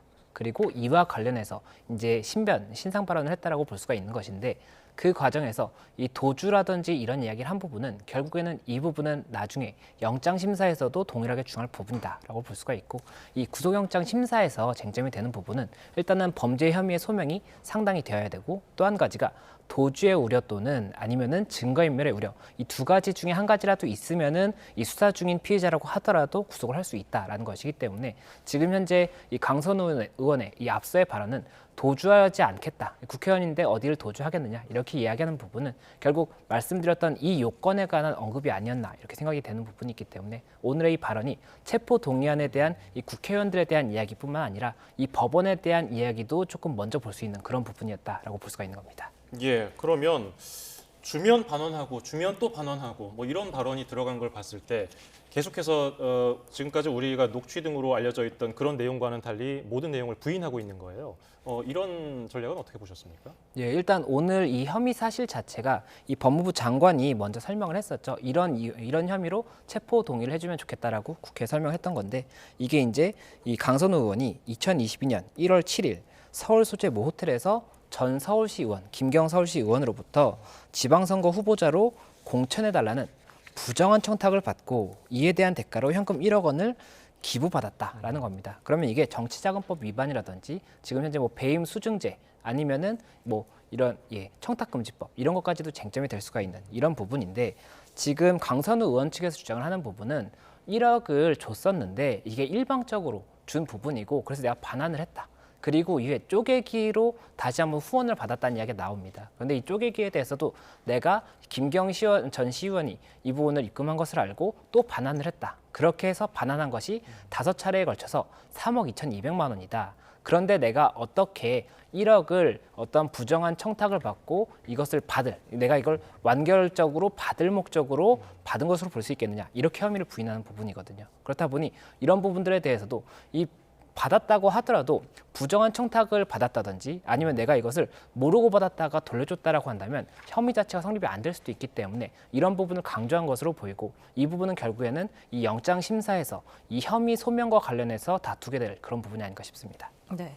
체포동의안이 이제 가결되면서 이제 법원이 영장 실질 심사 기일을 잡을 수가 있게 됐는데, 앞서서 강선우 의원과 함께 구속영장이 청구됐던 김경 전 서울시 의원은 불체포 특권이 없는데 왜 아직까지도 구속 전 피의자 신문이 이루어지지 않은 겁니까? 예, 이 부분에 대해서는 아무래도 법원의 판단이기 때문에 어떠한 판단인지 저희는 이제 추정만 해볼 수가 있을 것 같습니다. 그런데 이 개인적으로 생각을 해봤을 때는 이 아무래도 체포동의안이 일단 이 가결 여부가 결정이 돼야 되는 그런 상황에서 만약에 김경 전 시의원에 대해서 뭐 혐의가 상당히 소명된다라고 인정된다든지 이런 사실관계에 대한 부분이 있다라고 한다면 체포동의안에 영향을 미칠 수 있는 그런 부분을 우려한 것이 아닌가 하는 것이 하나가 있고요. 또 한 가지가 지금 현재 김경 전 시의원 그리고 강선우 의원 같은 경우에는 이 배임 수증제와 관련해서는 결국에는 공범이라고 볼 수가 있거든요. 그러면 이 공범에 대해서 사실관계를 밝히기 위해서는 영장심사에서는 수사기관이 가지고 있는 증거들이 어떤 것이 있는지가 현출될 가능성이 있는데, 이것 자체에 대해서도 아무래도 이 두 피해자가 있다라고 한다면 같이 기일 진행하는 것을 조금 검토하는 것이 아닌가 이렇게 추측을 하고 있습니다. 예, 그러면 그 영장 실질 심사 기일은 언제쯤으로 예상이 됩니까? 예, 일단 이번 결정 전에 권성동 의원 그리고 추경원 의원에 대해서도 동의안이 체포동의안이 가결이 됐었습니다. 그리고 이 동의안이 가결된 지 5일 만에 기일이 잡혔었거든요. 그렇다 보니 이와 유사하게 5일 정도 기간 내에 이 부분 잡히지 않을까 생각이 되고, 이것을 5일이라고 생각을 한다면 결국에는 다음 주로 넘어갈 가능성도 높다 이렇게 보입니다. 그러면 강선우 의원과 김경 전 서울시 의원에 대해서 구속영장이 발부될 가능성은 얼마나 높다고 보시는지요? 예, 이 부분은 앞서 설명드렸던 것처럼 영장이 발부된다는 것 자체가 지금 아직 수사 단계지 않습니까? 형이 확정이 된 것이 아닌데도 구속을 하는 이유는 이 범죄 혐의가 이 법원에서 봤을 때도 상당히 소명이 되는 부분이 있어야 되는 것이고, 그리고 이 부분 아직 형이 확정되지 않았음에도 특별히 구속을 할 만큼 증거인멸의 우려라든지 도주의 우려가 있다는 것이 어느 정도는 법원에 설득이 돼야 되는 부분이 있습니다. 그렇다 보니 이런 부분들에 대해서 쟁점이 된다라고 볼 수가 있고, 지금 이 김경 전 시의원 그리고 강선우 의원이 이 혐의에 대해서 진술하는 부분이 굉장히 방향이 다릅니다. 이 사실관계에 대해서도 각각 주장하는 부분이 다르고 그리고 이 관련 뭐 보좌관이라든지 뭐 입금 내역 이런 것들도 굉장히 여러 가지 증거들이 있기 때문에 만약에 법원에서 봤을 때 이 한쪽이 주장하는 사실관계가 더 신빙할 수 있다라고 한다면 그 반대되는 사람에 대해서 증거인멸이나 도주우려가 높다라고 판단할 수도 있는 것이고 그리고 또 다른 사실관계들이 나타날 수도 있는 것이기 때문에 그런 부분들이 법원에서 어떻게 현출되느냐가 중요하지 않나 생각이 듭니다. 예, 김병기 의원 경찰 조사도 오는 목, 금 이틀 예정돼 있는데 오늘 강선호 의원 사례처럼 국회에서 체포동의안이 표결에 붙여진다면 가결될 가능성이 있을까요? 이 체포동의안 같은 경우에는 앞서 말씀드렸던 것처럼 이 국회의원의 불체포 특권과 관련된 부분이고 이 체포동의안 가결을 위해서는 이 제적원 과반수가 출석을 하고 출석원 과반수가 찬성을 하는 경우에 이 부분 가결이 되는 겁니다. 그렇기 때문에 법적인 부분이라기보다는 이 정치적인 부분, 이런 부분을 예상을 해야 되는 부분인 것 같습니다. 그리고 이 부분에 대해서 아직까지는 지금 수사 단계이고 처음으로 일단 소환 조사가 이뤄진다고 볼 수가 있거든요. 그렇다 보니 소환 조사를 한 다음에 이 경찰에서도 검찰에서도 이 영장의 신청이라든지 청구를 검토할 것이기 때문에 아직까지는 이 체포동의안까지 갈지에 대해서는 이 시기를 조금 뭐 한다고 하더라도 시기를 봐야 되는 것이고 그리고 이 영장 청구를 하지 않고도 사건을 진행할 수도 있기 때문에 여러 가지 가능성이 있는 상황이고 다만 지금 현재 13가지 혐의나 있고 2달이나 수사를 한 다음에 지금 굉장히 이례적으로 26일, 27일 이 연속으로 피의자 신문기일을 잡았다는 이 소식이 들리고 있는데 이것 자체가 굉장히 질문할 것이 많다는 겁니다. 연속으로 잡았다는 것 자체가. 그래서 그런 부분들을 봤을 때는 수사기관에서는 굉장히 여러 가지 혐의에 대해서 일단 검토를 하고 필요하다면 영장을 청구할 가능성이 높지 않을까 이렇게는 보고 있습니다. 네, 강선호 의원, 김병기 의원 계속해서 지켜봐야 될 대목이고요. 오늘 새벽에 안타까운 사고가 있었습니다. 서울 대치동 음마 아파트에서 불이 나서 세 모녀 가운데 큰딸이 숨지고 어머니는 화상을 입고 또 여동생은 지금 연기를 마셔서 병원으로 옮겨졌는데 이들이 지금 한 이사를 온 지 일주일 정도밖에 되지 않았다고 하죠? 예, 맞습니다. 오늘 새벽 6시 18분에 이 대치동 음마 아파트 8층에서 화재가 발생했습니다. 그래서 말씀 주신 것처럼 27세인 큰딸 같은 경우에는 지금 베란다에서 숨진 채 발견이 된 상황이고 이 40대인 어머니 그리고 10대인 이 둘째 동생 같은 경우, 작은 동생 같은 경우에는 이 화상 등 부상을 입어서 지금 치료를 받고 있다는 그런 소식입니다. 그리고 또 이 집의 위층에 살고 계시던 이 50대 주민 같은 경우에도 연기 흡입과 관련해서 지금 현재 병원에서 치료를 받고 계시고 이 주민 90여 명도 대피를 하는 그런 상황이 있었다라고 합니다. 그래서 이와 관련 지금 현재 소방당국에서 화재의 원인을 감식을 한다든지 여러 가지 지금 절차가 진행되고 있다는 그런 소식입니다. 예, 참 안타까운 소식이기 때문에 이제서 생각합니다마는 오래된 아파트라서 스프링클러가 없었던 것인가? 이거 어떻게 지금 알려지고 있습니까? 예, 이 대치동 음마 아파트 같은 경우가 1979년에 준공이 됐습니다. 그때 지어진 아파트인데 우리 법이 스프링클러를 의무화한 규정이 1992년에 일단 적용이 되기 시작했습니다. 그리고 이때 당시에도 전체가 다 되는 것이 아니라 16층 이상인 경우만 의무화가 됐었거든요. 그리고 최근에 2018년에 이제 6층 이상으로 변경이 된 그런 상황인데 그렇다 보니 스프링클러가 없어서 이렇게 피해가 더 커진 것이 아닌가 이런 이야기도 나오는 부분이 있고 또 한 가지가 굉장히 이제 아파트가 오래되다 보니까 주차 공간이 부족한 상황이고 이중 주차라든지 이런 것들 때문에 소방차 진입도 늦어졌다 이런 이야기도 나오다 보니까 더 안타까움을 자아내고 있는 그런 소식입니다. 지금 음마 아파트가 우여곡절 끝에 지난해 9월에 정비 계획안이 확정이 돼서 2030년에 49층 5,893세대 대단지로 재건축을 앞두고 있는 상황인데 이번 화재 원인 규명에 따라서 이게 시기가 바뀔 수도 있는 겁니까? 일단 재건축과 관련해서 이번 화재가 직접적인 원인 이 관여가 된다든지 이러기는 어렵지 않을까 싶습니다. 이 재건축 자체는 결국에는 이 재건축 관련 법을 통해서 진행이 되는 것이고 지금 현재 정비계획안이 이제 통과가 된 상황이기 때문에 아직까지도 사업 시행 인가라든지 관리 처분 인가 굉장히 조금 지나가야 되는 단계가 많습니다. 그리고 그 과정에서 이 주민들 간의 합의가 돼야 되는 그런 부분도 있기 때문에 이번 화재가 어떠한 달라지는 부분의 가능성에 직접적인 연관이 되기는 어렵지 않을까 이렇게 생각하고 있습니다. 예, 다음 주제도 살펴보겠습니다. 고객이 맡긴 금 3천여 돈, 엄청난 양인데요. 이걸 훔쳐서 달아났던 금은방 주인의 지인이 구속이 됐는데 피해 규모는 지금까지 어떻게 알려졌습니까? 예, 현재 지금 지난 12일에 이 부분 잠적을 했던 겁니다. 세공을 맡긴다고 했던 금제품 그리고 이 금괴를 사겠다고 해서 보냈던 돈 이런 부분을 다 이제 해서 잠적을 했던 것인데 그 피해 금액이 지금 현재 30억 원 정도로 추정이 된다라는 이야기가 있었고 그리고 잠적했다는 소식이 있은 이후에 나도 거기에 금을 맡겼다라는 사람들이 계속해서 나타나고 있기 때문에 피해 규모가 더 커질 수 있다는 그런 소식입니다. 네. 지금 피의자가 YTN의 단독 보도 이후에 경찰에 자진 출석을 한 것으로 알려졌습니다. 왜 제발로 경찰을 찾았을까요? 네, 아무래도 여러 가지 가능성을 일단 두고 봐야 될 것 같습니다. 지금 가장 중요한 부분은 피해 품목들이 있지 않습니까? 이 피해 품목들을 찾을 수 있는 상황이냐, 아니면 이것은 없어진 상황이냐, 이것이 굉장히 중요하지 않을까 생각이 되고, 지금 현재 이 자진 출석을 한 이후에 구속이 된 상황입니다. 이 증거인멸이라든지 도주 우려가 있다라고 해서 구속이 된 상황인데, 그렇다라고 한다면 일단은 어떠한 경위로 이런 범죄가 발생한 것인지에 대해서 휴대폰 포렌식이라든지 여러 부분들을 통해서 우선 수사기관이 확인을 해야 되는 부분이고, 만약이라도 지금 현재 이 피해 품목들이 없는 상황이라고 한다면 이 피해 품목들을 어떻게 찾을 수 있을 것인지에 대해서도 수사기관이 여러 가지 고심을 하지 않을까 생각이 듭니다. 어떤 죄가 적용될 것으로 보입니까? 네, 일단 두 가지가 검토가 될 것 같습니다. 이 사기죄 그리고 횡령죄가 가장 대표적인 부분일 것으로 보이는데, 이 사기죄 같은 경우에는 타인을 기망해서 어떤 이득을 얻는, 본인 또는 제3자가 이득을 얻는 그런 경우를 볼 수가 있는데, 지금 뭐 세공을 해준다고 이야기했지만 사실은 해줄 의사가 없었다라고 한다면 사기가 될 수가 있습니다. 그리고 또 횡령죄 같은 경우에는 이 타인의 어떤 임무와 관련해서 위탁받은 물건을 횡령하는 경우에 횡령죄가 성립이 된다고 볼 수가 있는데, 지금 이 물건들을 위탁받았다고 볼 수가 있지 않습니까? 어떤 관리 관계에 의해서 위탁을 받았다라고 한다면 이때는 횡령도 될 수가 있기 때문에 이 두 가지가 검토가 될 것으로 보이고, 지금 현재 피해 금액이 높다라는 이야기가 나오고 있는데, 이게 그렇다라고 한다면 이 특별법에 의해서 가중처벌도 검토가 될 수는 있을 것이거든요. 그렇다 보니 그런 부분까지도 일단은 여러 가지 검토하지 않을까 생각이 듭니다. 예, 오늘 말씀 여기까지 듣죠. 김성수 변호사였습니다. 고맙습니다. 네, 감사합니다. 고맙습니다.